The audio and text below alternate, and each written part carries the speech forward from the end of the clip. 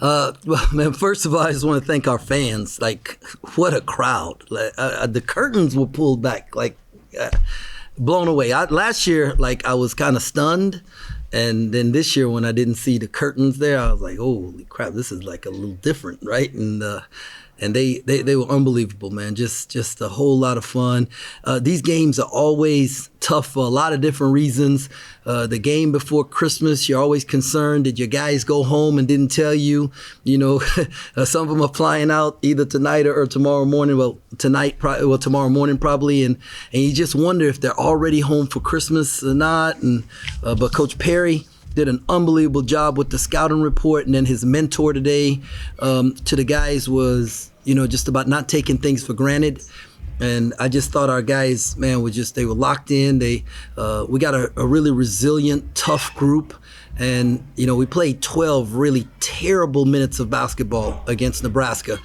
A lot of that credit goes to Nebraska and what they did, but like, we didn't play well for 12 minutes, and it cost us. And our guys didn't let it like affect them in a negative way. They came back. They worked really hard. I was probably not nice to be around the last few days with them, just about focus and what we got to be about, and you never want to lose at home. And they responded. They took it, and I thought what we did in the second half, especially first 4 to 8 minutes of the second half, we set the tone for the game, and in the second half, and that really helped us. So, man, so blessed, so thankful, to be here and doing what I'm doing, and with the people I'm doing it with, and just really, really grateful for a win before Christmas, because we say everybody has Christmas, but the difference between Christmas and a Merry Christmas is a win, and so we can have a Merry Christmas now. Go to questions. Whoever wants to start. I guess kind of just talk about playing against Mills. You're from Baylor.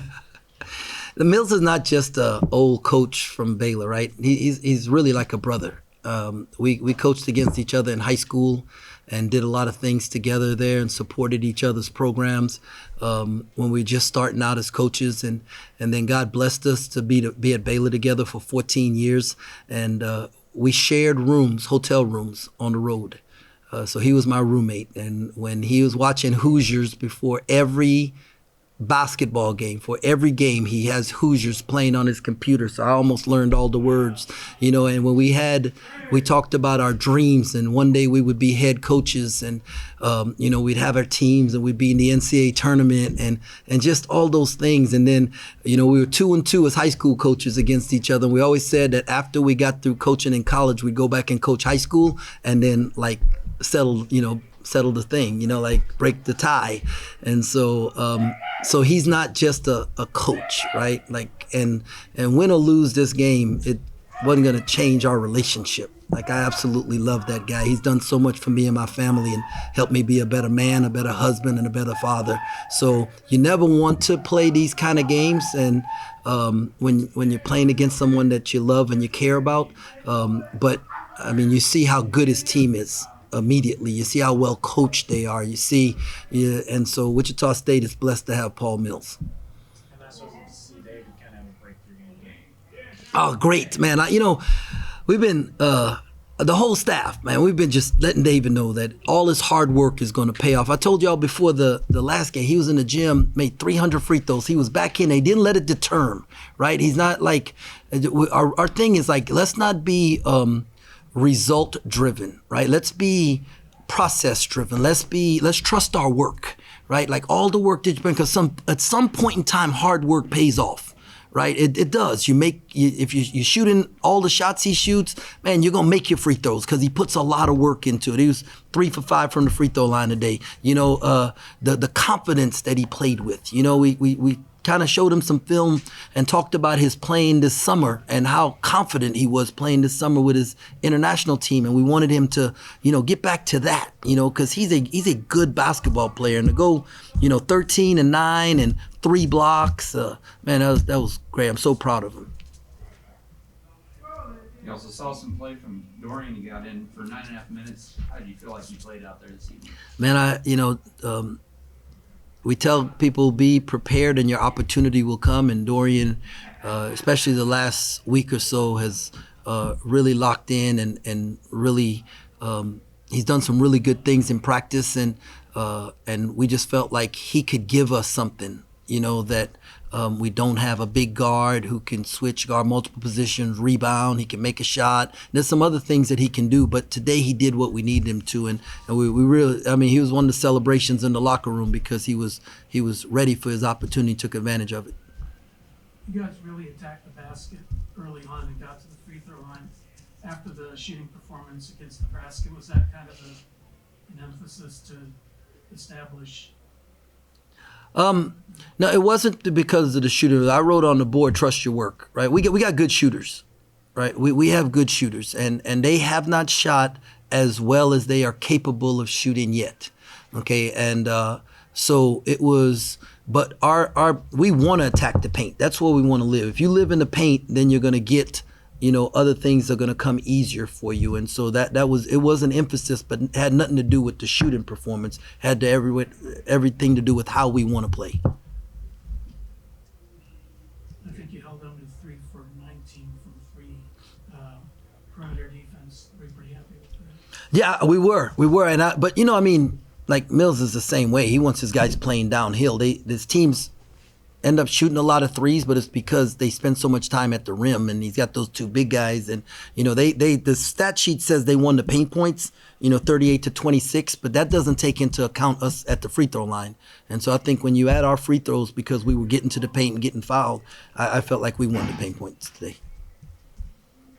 Because of Wichita State's size, we got to see a lot of Arthur, Caleb, and Will on the floor at the same time. What do you like about whenever you kind of go super big like that? Well, I'll tell you what I didn't like. I didn't like that we were not hitting and being physical on our rebounding, and Nebraska exposed that. And so we really attacked that these last few days. And so today, they were one of the best rebounding teams in the country. I think they were retrieving like 46% of their misses or some crazy. That might be a little high, right? But it was a crazy number. And so our goal today was that we were going to hit. We're not just going to make it a jumping contest. We're not just going to stand there. We're just going to be some collisions in the lane.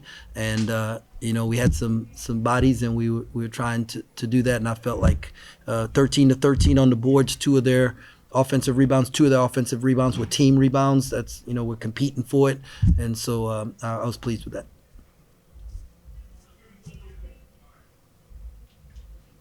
Is it good to have this be the last game without Quez Glover? Yes, man, Quez has had, physically he was capable of playing tonight. But we set a plan in place, and we were going to stick with it.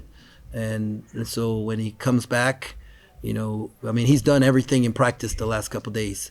And so, and when he comes back, it's going to add another guy who, has the potential to give you double figures on any night, and an experienced ball handler, and that's going to help us.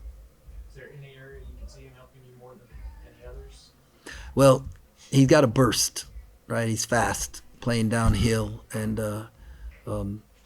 that's going to help us. If teams, he has the ability just to catch it, go by dudes, and he's got a really good mid-range game. But just his experience, he could be a really good on-the-ball defender and disrupt other team because his strength and his, he's 23 years old, and but just adding that experience that he has out there is just going to help us. It's going to make the game easier for TP and Cam and everybody. Did you guys like how you distributed the ball, 13 assists on 20 field goals made? Yeah, I like how we distributed to them, though. The 17 turnovers, and so we have to keep getting better at that. 16. I got to take one of those turnovers because I made them hold it at the end. So 16 turnovers. So and they all looked at me crazy like I don't want this turnover. I think 11-2 on fast break points. It seemed like you got it out in transition. Well, if you watch their film, they're really good in transition. I mean, their guards can get downhill and get to the rim, and they play fast. There was a lot of, and so it was a big emphasis for us to stop their transition. And then I felt like, I mean, they're so big, right? That it was hard for us to score in the half court. So we wanted to try and get out in transition a little bit more, help our little guards get some finishes. Rebounding better, was that a factor in that? Yeah. Get out. Yeah, two-hand rebounds because we hit and we grab with two hands, we can get it out. But the guards going to rebound, you know. I mean, that was just important. Cam had 4 of them. They had 1. You know, Dorian had a big-time rebound, and Dorian had set a great screen that got us a big-time bucket in a real crucial point of the game. That, I mean, it was. And then Arthur rebounding again too. That whenever those guys get it, man, and they can start to break, it helps us.